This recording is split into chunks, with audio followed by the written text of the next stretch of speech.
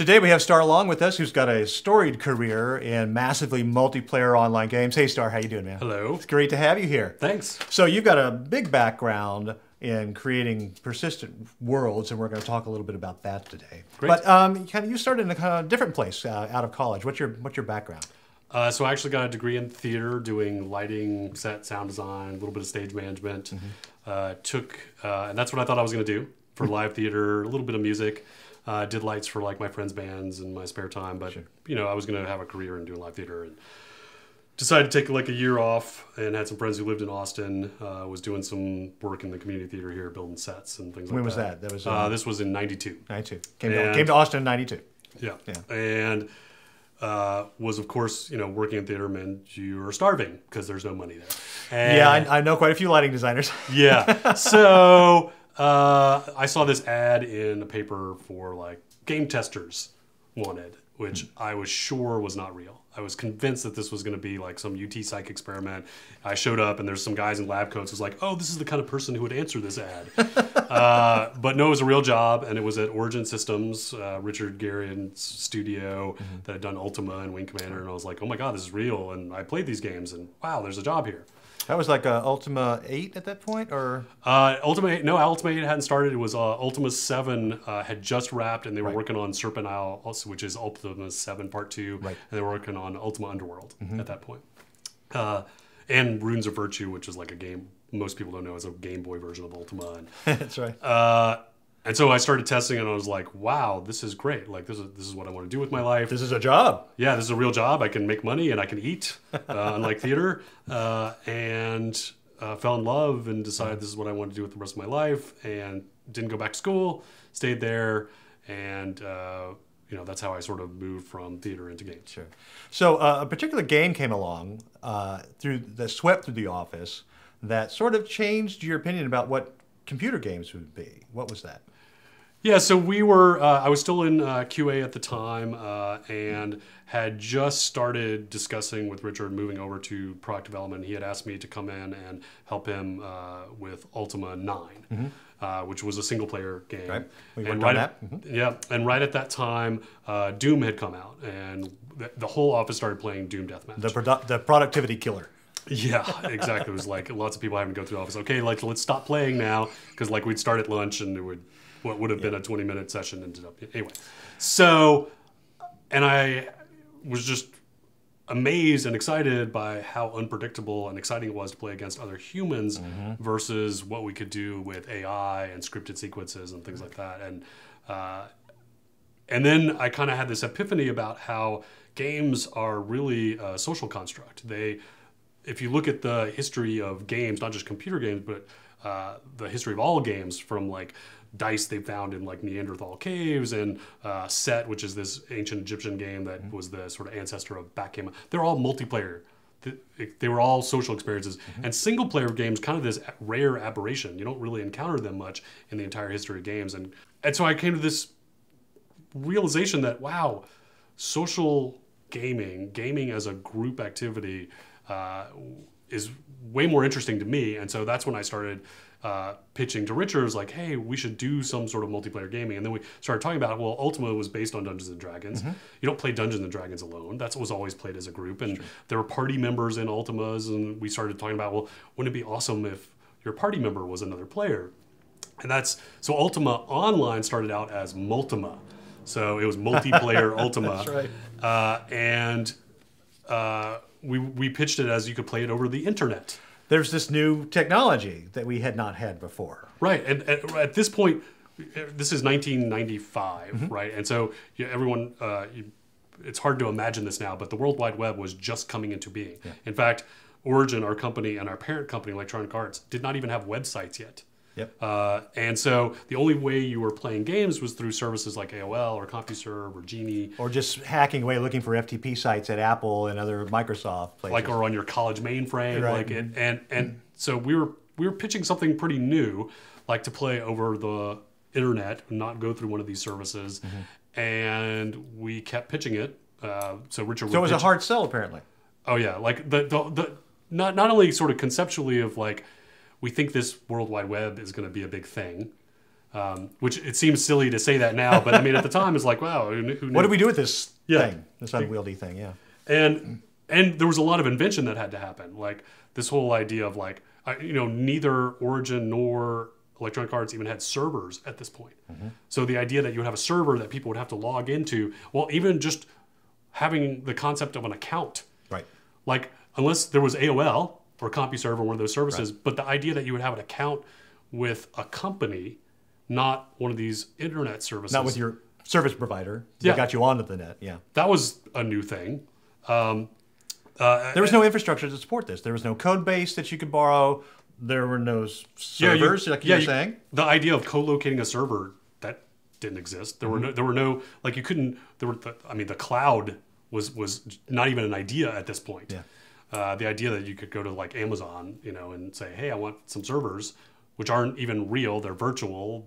I mean, that none of that existed. Exactly. So we had to, we set up servers in spare offices. We had to go like buy rental space like all around the world. Well, yeah, I was Mark Rizzo did a tour of the world, setting up server farms around the world to support the game in the local regions. Well, and that was after we realized that we couldn't run the whole thing on one server. Because original sales predictions, when EA finally approved it after 3 attempts of them, and they finally approved it, their sales forecast was like 30,000 lifetime. I remember that. And because they were basing it on the biggest virtual world to date, which was like Air Warrior on AOL. They're like, yeah, if they had about 30,000 people, you'll get about 30,000 people. And then we had a sign up for the beta test, and we realized when we signed up, when we were about to launch the beta test, that we had no way to get people the client to play the game because the client was too big to download. Because you have to remember, we were talking about 14.4 modems at the time, and so we realized, we don't have any budget for this. Okay, we'll charge people for shipping for the disc, The box. Yeah. for the beta, not the game. So it was going to cost you $5 to be in the beta. Yes. And that was kind of a first too. oh yeah, I mean, this is insane. And so we had 50,000 people sign up within a week, and their original forecast was 30,000. And then we realized, we might need more than one server. And so that's when we started. So not only did we have to do it from a technical standpoint and infrastructure and go around setting up all these servers, but then we had decided, for the sake of immersion, we should have a fictional construct to describe them. And you participated in this. Yes. Well, you and Raph Koster handed me this first concept of The shards of the Gem of Immortality. Shards of the Gem of Immortality, right. So in Ultima 1, there was this Gem of Immortality that the wizard Mondain created, and at the end of it, you shatter it and you defeat him. Right. And so our story was, to make it work, he captured a version of the world inside of it, and when it shattered, we created a multiverse of all these different shards, and that's how we could explain all the servers. Yeah. And now, shard is the industry term for servers. And even to the point where database programmers use that as a term for instancing a copy of a database. And I wonder how many of them realize where that came from. Most of them don't. And in fact, I was telling a guy the other day, like he said something. I was talking to a database guy, and he was like, "Oh yeah, we'll just do some shards on that." I was like, "You know where that came from, right?" He's like, "Oh yeah, it's a database term." I'm like, "No, we like Googled Ultima Online intro, right?" And but now that's an industry term, and so there were no subscription-based games at this time. Everything was by the minute, or if you were lucky, by the hour.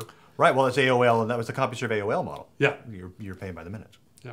So we had to do a lot of invention, and that's what all those things to invent were kind of the barrier to getting people to approve, like spending money against this, because it was Besides just the infrastructure of getting servers and accounts and proving a business model, you also once you're up and running with the shards of Ultima Online, you're challenged with creating a world that people will enjoy and not exploit too dangerously and will be fun throughout. And so you learned a lot of lessons about maintaining a persistent world. What were some of the first things that happened when you turned on that switch? Lots of very good examples of base human nature, I would say. Some of the very first things that happened, I mean, during I think this was actually the alpha test. So we turn on the servers, I log in, I'm standing by the docks in the capital city, Britain. A female player logs in and a male player logs in, and then they say, "Would you like to cyber?" Cyber. And cyber at that term was the term for cyber sex. And so they run off into a building, and they type nasty messages to That didn't take very long. No, I mean, this was within 30 seconds. And by a week's time of having the servers open for this, there was a prostitution ring on those same docks run by a guy named Fly Guy, who took a musketeer's hat, which is, the big hat with the feather. Looks like a zoot suit hat. Yeah, which is sort of a pimp hat, and dyed it like a bright green, and would charge you a gold piece to be with one of his ladies. And what was stunning to us was we had built this elaborate crafting system where you could be a blacksmith or a carpenter or a tailor, and people were doing that. But this guy had set up his business before any of them. He was making more money than any of them at the world's oldest profession. I mean, so we had this lightning fast recreation of the world's oldest profession. That whole joke happened in this world simulation right in front of our eyes. I mean, it was just, and that's when that and other things made us sort of realize that we're less game developers and more like running sort of a government, like having to pave the roads and set up the utilities and pass the laws that can protect the people from each other. That was something that evolved too, because there was a lot of player griefing and PvP going on. How did you counter some of that? What were some of the methods that you learned after you were up and running that you was like, oh, whoa, that's not working that's taking the fun out. What do we have to do there? My favorite story of one of these exploits, that were all using the simulation. So one of the great things and the sort of double-edged swords about building these kind of simulation or sandbox-based games where you set up these, like a very sort of realistic simulation of a world and let things run. It also provides a lot of opportunity for people to exploit those simulations. And so one of my favorite was that the way we had set up the world, the towns were safe areas. So if you were in a town, there were guards that would protect you. So if someone attacked you in a town, guards would show up and attack them, kill them, or in some cases arrest them or whatever, but they would stop it.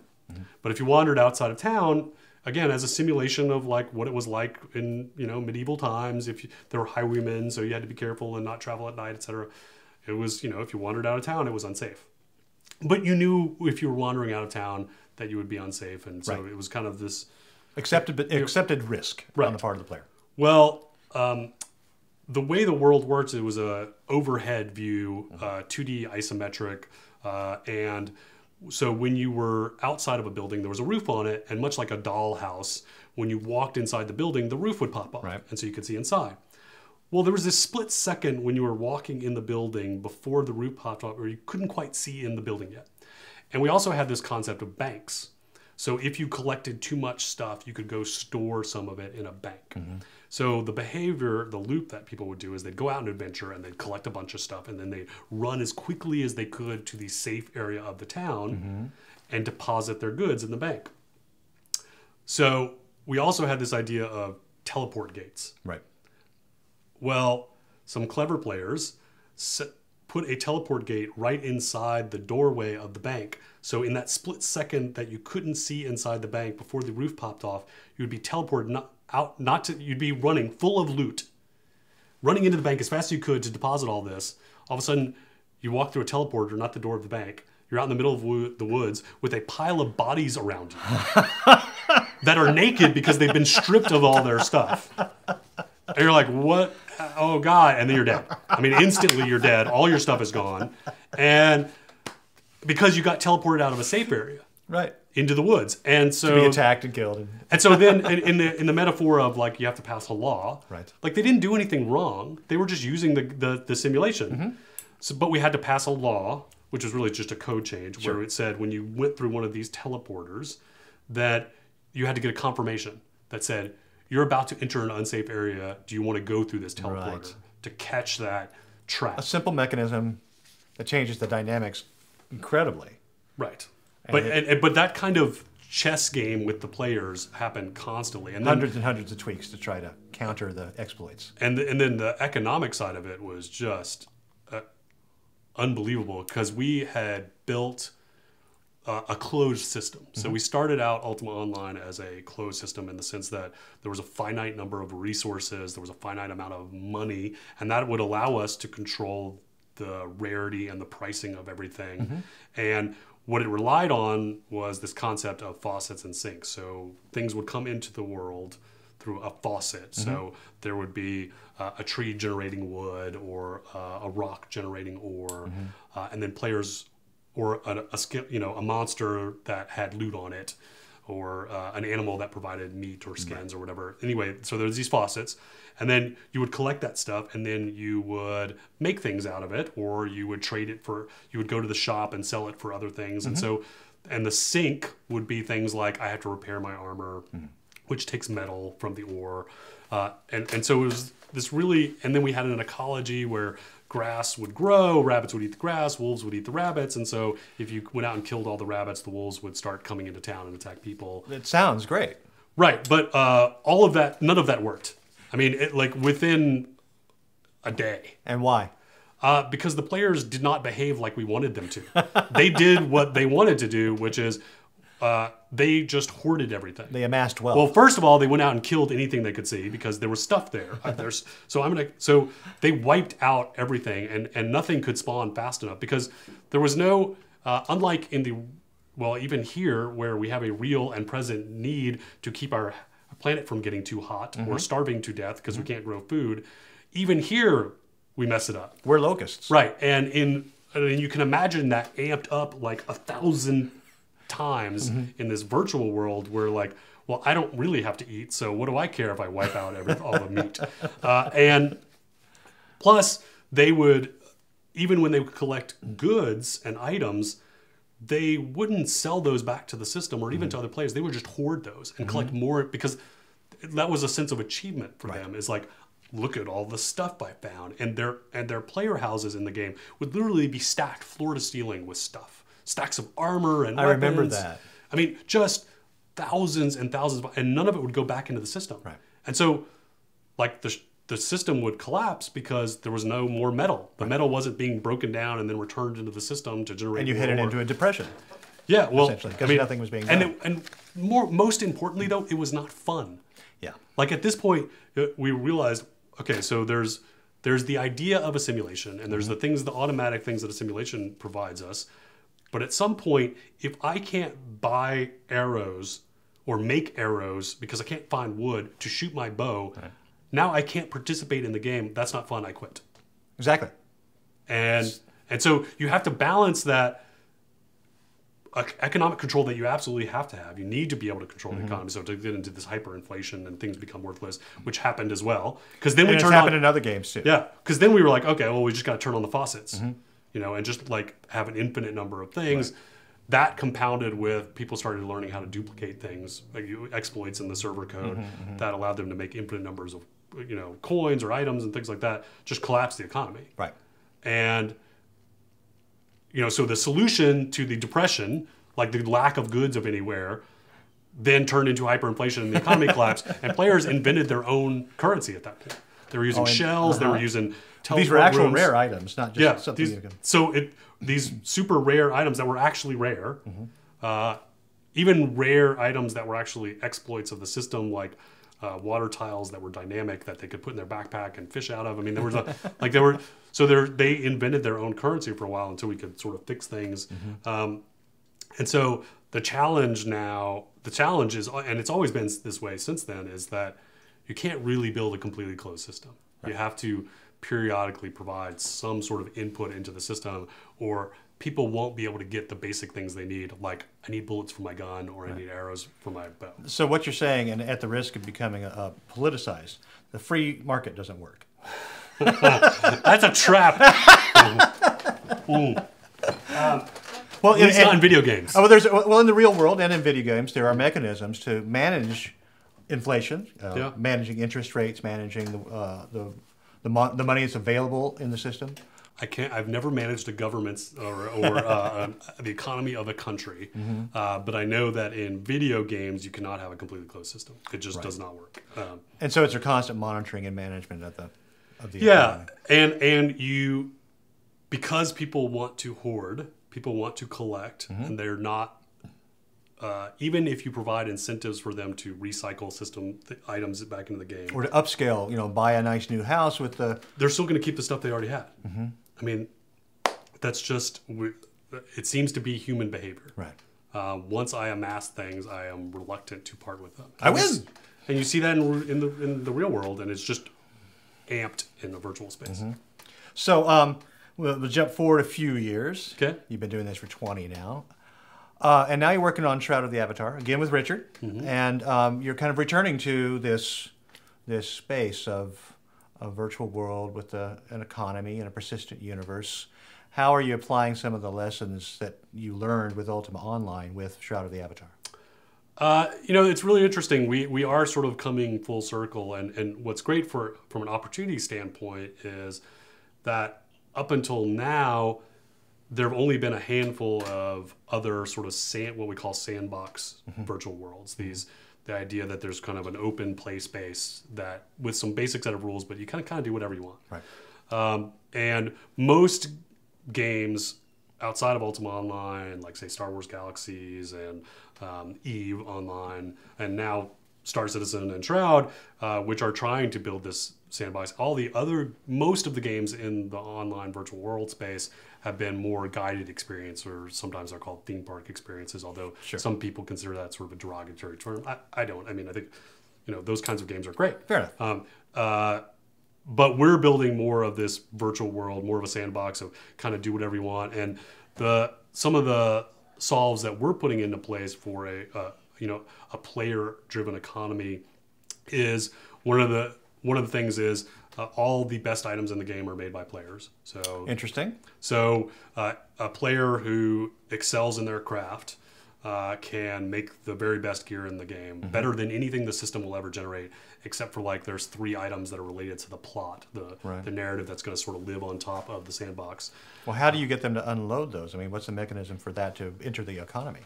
Well, so they can make them for themselves, but they can also sell them to other players. So they can set up a business to sell them to other players, but they can also sell them directly to the system. And when they sell the bank, as it were, to the government. to an NPC shopkeeper, which is part of the quote government. Right. And the example we like to give is when I'm starting out, or anytime I'm making weapons, I'll make like 20 longswords. Right. And those longswords will have my name on it, my maker's mark. It'll say, longsword by Darkstar. And I'll make 20 of them, and I will go to the NPC and I'll sell 20 of them to the NPC.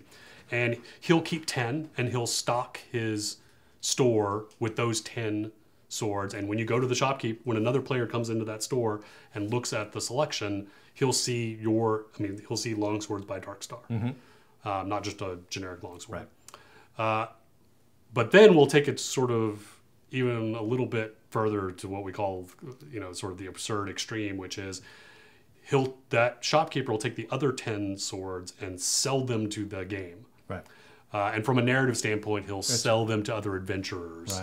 Right. And what that means is we now take those items and we use them as the loot that you find on creatures in the game. Interesting. So interesting way to cycle that back into the system. Yeah, so instead of the system generating a longsword in the hand of the skeleton in the sewers beneath that shop, it's actually going to be one of the swords you made. So you have a chance that if you go into the sewer underneath the shop that you just sold it to, the skeleton that you slay is going to be using one of your swords. Right. And then theoretically you go back and sell it again. So that's the opportunity for a balance between a player buying something or laboring for value, right, and going out and adventuring in this case, and if they're not making something, they're laboring to acquire it by other means through adventure. Exactly. And so you create that kind of investment. But have even you then, had a chance to test that yet? No. No. Yeah. Yeah. So, but that's one of the advantages we have of deciding very early in our development process, and kind of one of the luxuries of being a crowdfunded project is that you have this, this group of backers, like people who believed in what you're doing enough to give you their money before you even started, right? On the promise of greatness. Right, and which is humbling. I mean, like, and scary. Yeah. Because you hope that they'll do it, and then when they do, it's very gratifying. But there's a lot of it's a lot of responsibility, but what's great is they've shown a commitment to what you're building, and enough that we feel like we can trust them to participate in the development. And one way to participate is to play the game very early. And so 8 months ago, we started doing monthly releases to the players. Star Citizen's been doing very similar things. And now Star Citizen so far has been confined to a kind of a static world of a hangar and an arcade game, Right. Arena Commander. Are you playing around with persistent universe mechanics yet, or just kind of letting people kind of test the engine and how things feel? And No, it's a when they walk full around? persistent world, You're already kind of massively playing multiplayer. Well, it's not exactly massively multiplayer. We have a different system. It's called selective multiplayer, where you can play with everybody. You can play with just your friends, or you can play by yourself online or by yourself offline. So you basically have a little dial that says which way I want to play. Right. So we call that selective multiplayer. But even in the open multiplayer, we sort you based on people you know. So your friends list, or your guild mates, or people you've traded items with or fought against. And that allows us to play everybody on one server. So we actually don't have shards. Back to shards, sort of, but you've got softer boundaries between the shards. Yeah, there is like a player never chooses a server. We just instance out copies of scenes as we need to and collapse them. And the way you get sorted into a scene one way or the other is based on your social connections. Well, that's what I saw when I ran into you guys at RTX, was a gentleman had his guild and had set up a village that the guild was creating for themselves as a kind of a foundation. So I guess then the answer should have been to your question. Yes, we are testing all of that, because the part we have not yet really gotten into is the details of the economy. So we're not having fixed, faucets and sinks. We're not enforcing rarity of goods or associated costs and things like that. But we are operating a persistent space. You are placing buildings down. You are playing with other players. We have about 7,000 people in each release, and they're all playing with each other all the time. Do you reset the clock every time? We do reset. So we're with the goal being end of year will enable persistence. Whether that means we're commercial launch or not, probably not, but definitely persistence near the end of the year, and then it'll go forward. But again, because we trust these people to let them in early, because they've shown sort of a belief in us. We're in pre-alpha right now, so the game's it's got some rough edges for sure. It's not complete, and that's a challenge to have people understand what it means to play a game this early on. Here's a question: you got this select group of fans that are helping out. What is the risk that they actually don't represent the behavior of the public at large? Are you getting some of them to act as black hats and try to exploit the system in order to kind of look for trouble spots? Well, that's a great question. And yes, there is that risk for sure. And we try to mitigate that as much as possible. So we have one group in particular called the Syndicate, and they're the world's oldest, longest continuously running guild ever. They started in UO back in -- Right. Actually, you went to visit them. Yeah, I was just there this past weekend, and for their annual convention. They have 800 members. They actually are participating in our tests. A lot of them are backers of the product, and they generate these reports like 50 to 60 pages at a time. And this is in addition to reports and feedback we're getting in our forums, but they generate these really long, detailed reports. And so they are trying to break things for us, and sometimes we'll guide them and say, try this and try that. But yeah, there is a risk that even they, because they're backers, don't necessarily represent how the average consumer. And so, and the other way we're mitigating it is by working with some of our partners like Plantronics and Alienware. And in fact, we're running one with MMORPG right now, where we'll open up one of our releases to not just our backers. Right now, that's one of the rewards you get as a backer, is you get access to these early releases. But every now and then we open it up to anyone through one of these promotions, and that gives us some fresh perspective. Now we also hope that they post in the forums, although we do collect metrics and watch their behavior and things like that. But so kind of going back to the economy here, we're going to start maybe turning that on in a while. Are there some abstracted metrics, sliders that you can manipulate, that you identify that might be of value to manage that rather than micromanaging every element of an economy? What kind of large sliders are you guys thinking about? The biggest thing is earn rate. So we basically we have a bunch of algorithms in place that say, based on the number of things in a scene that spawn, and the spawn can be a creature, the spawn can be a resource, the spawn can be an NPC, but every scene has a calculation that runs and says, the average player in this scene should be able to earn at this particular rate. Right. And we balance that rate with what we what we think they should earn and then what we want them to spend.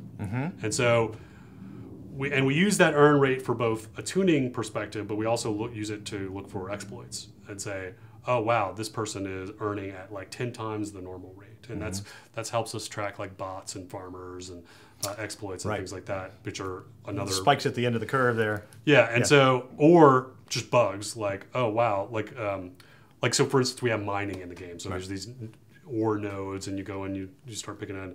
And we had a bug in one of the releases that they were just basically infinite. So you could just stand there and you could have an infinite supply of ore. That reminds me of old days of UO. Right. And so, but we caught that. I mean, that just showed up in the metrics of like, hey, look, this one just, like the earn rate for that scene just spiked. And, and so we're putting those kinds of dials in place, but they require some human intervention to react to. So all that does is just collect the data. But then we have to decide what to do with it. So, but I think that's the biggest thing is look at earn and spend rate. So that's the faucet and sinks. And so you also want to manage in those scenes what people are spending.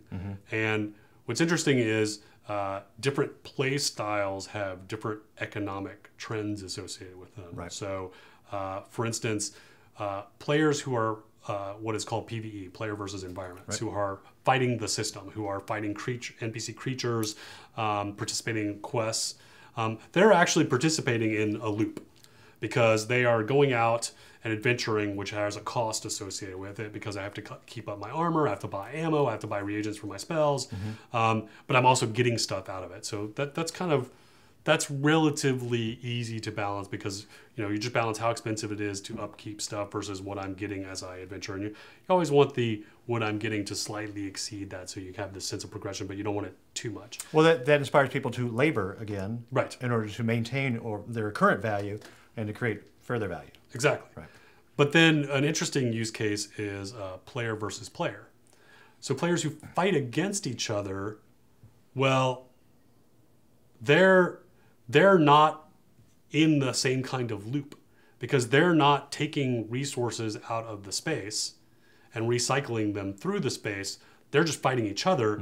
And so if you don't have a way to input stuff into that system, that will quickly collapse because they will like wear out all their stuff because they're not getting an input, right? They're just sort of sucking up stuff. And so, the goal there is the players participating in the economic side of things who are making stuff, they're that loop for them. Right. So the player versus player guys, you have to build the system so that they're being supported by the players who are making, like repairing armor, building ammo and stuff, because the player versus player guys aren't necessarily doing that.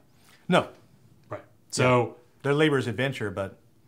So that's another thing that you have to do when you're doing these economies is you have to pay attention to the different economic trends related to different play styles because they are very different. Well, Starr, I sure appreciate you coming here and sharing some of I'm not going to call it your expertise because there doesn't seem to be any experts in the field of game economics, but certainly your experience, which is rather deep considering your background with a long number of persistent worlds. Thanks for coming in, man. My pleasure. Thanks.